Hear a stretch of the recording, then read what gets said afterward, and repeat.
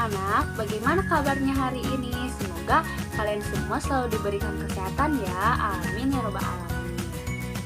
Nah, sebelum kita memulai pembelajaran, alangkah baiknya kita berdoa terlebih dahulu agar memudahkan kita dalam menerima ilmu yang kita pelajari hari ini.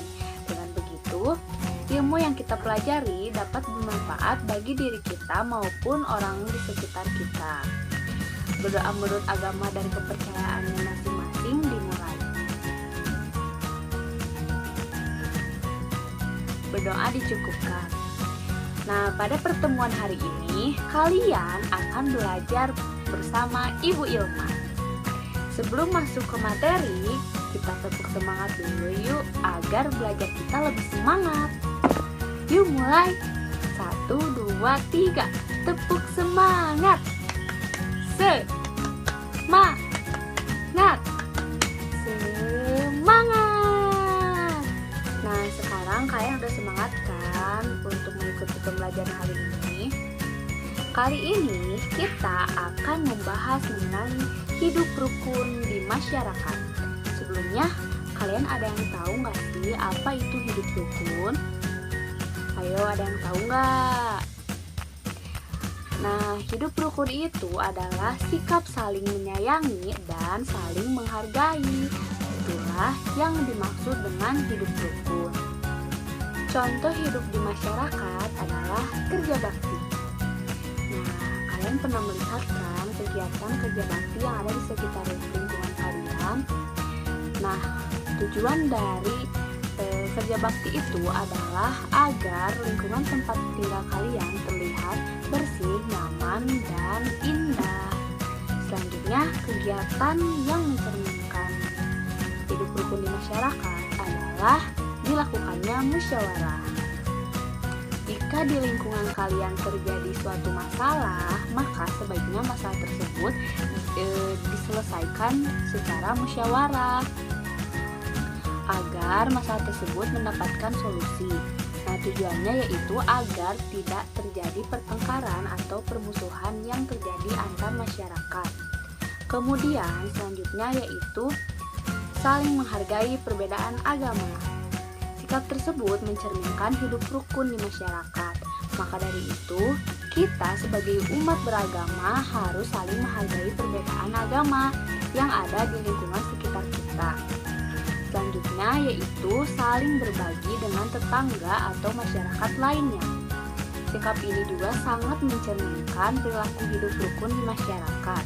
Dengan demikian, kita akan memahami atau mengerti betapa pentingnya saling berbagi dan saling membantu orang lain, apalagi kepada orang yang sedang mengalami kesulitan. Kerukunan dalam hidup bermasyarakat akan terjaga apabila kita dapat bertutur kata dengan baik.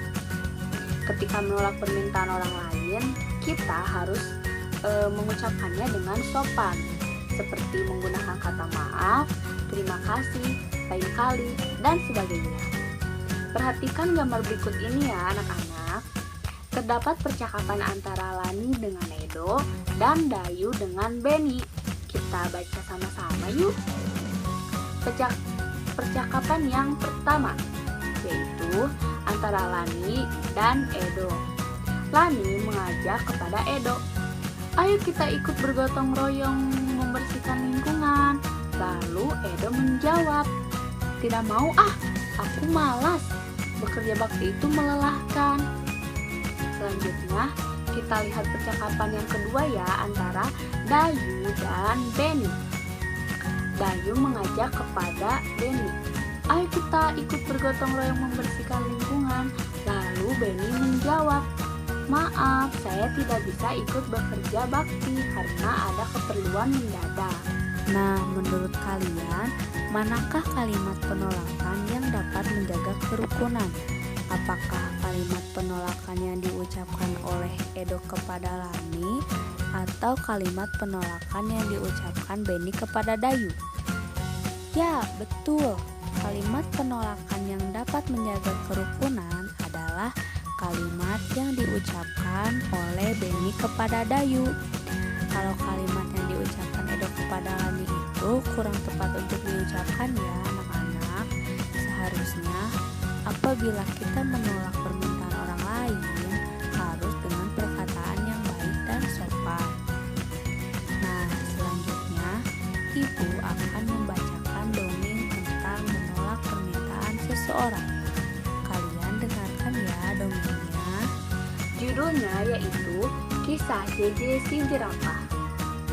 Di padang rumput yang luas, hiduplah sekelompok jerapah. Ada jerapah yang bernama JJ dan Jojo. JJ bersifat sombong karena merasa tubuhnya paling tinggi. Jojo bersifat baik hati, tubuhnya tidak terlalu tinggi. Pada suatu hari, kakek jerapah meminta tolong pada JJ dan Jojo. Kakek jerapah meminta tolong untuk diambilkan daun segar. Namun, JJ menolak. JJ berkata, "Tidak mau, Kek, saya sedang repot." Jojo dengan sekuat tenaga mengambil daun segar untuk kakek jerapah. Suatu hari, JJ mendapat kesulitan. JJ jatuh, kakinya terjepit bebatuan. Teman-teman hewan lain tidak tega melihat JJ kesulitan. Mereka menolong JJ. Akhirnya JJ sadar bahwa saling menolong antar teman itu penting. Nah, menurut kalian, apakah ada yang tahu tidak ya kalimat penolakan pada dongeng tersebut? Dan apakah kalimat penolakan tersebut pantas untuk diucapkan? Ya, di dalam dongeng tersebut terdapat kalimat penolakan, yaitu pada saat JJ menolak permintaan kakeknya. Dan perkataan yang diucapkan oleh JJ tidak tepat untuk diucapkan karena ucapannya itu kurang sopan. Selanjutnya, dalam dongeng tadi terdapat sikap gotong royong, yaitu pada saat hewan lain membantu JJ dalam kesulitan. Selain itu juga terdapat sikap adil dalam menolong orang lain. Sikap tersebut sesuai dengan pengamalan sila keempat dan sila kelima Pancasila. Coba kalian tahu nggak bagaimana bunyi sila keempat dan sila kelima Pancasila? Ada yang tahu nggak? Oke, bunyi dari sila keempat Pancasila yaitu kerakyatan yang dipimpin oleh hikmat kebijaksanaan dalam permusyawaratan perwakilan.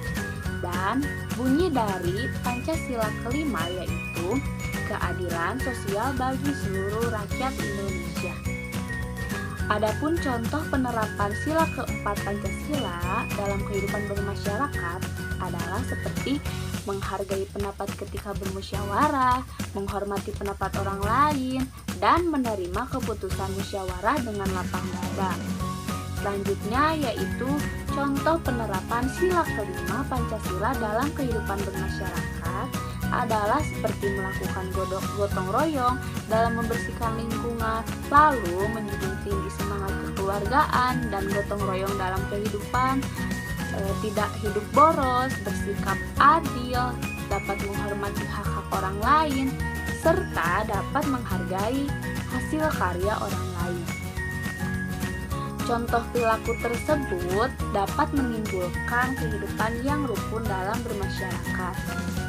Nah, setelah kita mengetahui contoh-contoh penerapan sila keempat dan kelima Pancasila dalam kehidupan bermasyarakat, kita main tebak gambar yuk. Kalian harus menentukan gambar mana yang termasuk ke dalam sila keempat dan mana yang termasuk ke dalam sila kelima. Siap ya? Gambar ke-1. Menurut kalian termasuk ke dalam contoh perilaku sila keberapa nih? Ada yang tahu nggak? Ya betul, gambar ini termasuk perilaku yang mencerminkan sila keempat. Karena dalam gambar ini terdapat masyarakat yang sedang bermusyawarah untuk mencapai suatu kesepakatan bersama. Lalu selanjutnya gambar kedua. Menurut kalian termasuk ke dalam contoh perilaku sila keberapa nih? Ada yang tahu? Ya betul, gambar ini termasuk perilaku yang mencerminkan sila kelima Pancasila. Karena gambar ini terlihat orang yang sedang bergotong royong untuk memberikan bantuan kepada orang yang sedang mengalami bencana. Tentu perilaku ini mencerminkan sila kelima Pancasila. Baik anak-anak, akhirnya pembelajaran hari ini mengenai hidup rukun di masyarakat sudah selesai dan berjalan dengan lancar. Semoga ilmu yang sudah Ibu berikan kepada kalian dapat bermanfaat dengan baik ya, amin. Dan yang paling penting, kita harus senantiasa menjadi pribadi yang baik, terutama di dalam kehidupan di masyarakat, agar terjalinnya kehidupan yang rukun. Karena apabila kehidupan di sekitar kita rukun, kita akan merasa aman dan nyaman berada di lingkungan tersebut. Baik, Ibu cukupkan ya pembelajaran hari ini. Mohon maaf apabila ada perkataan atau perbuatan Ibu yang kurang mengenakan. Terima kasih ya anak-anak sudah memperhatikan pembelajaran hari ini. Sekian, wassalamualaikum warahmatullahi wabarakatuh. Sampai bertemu lagi, dadah.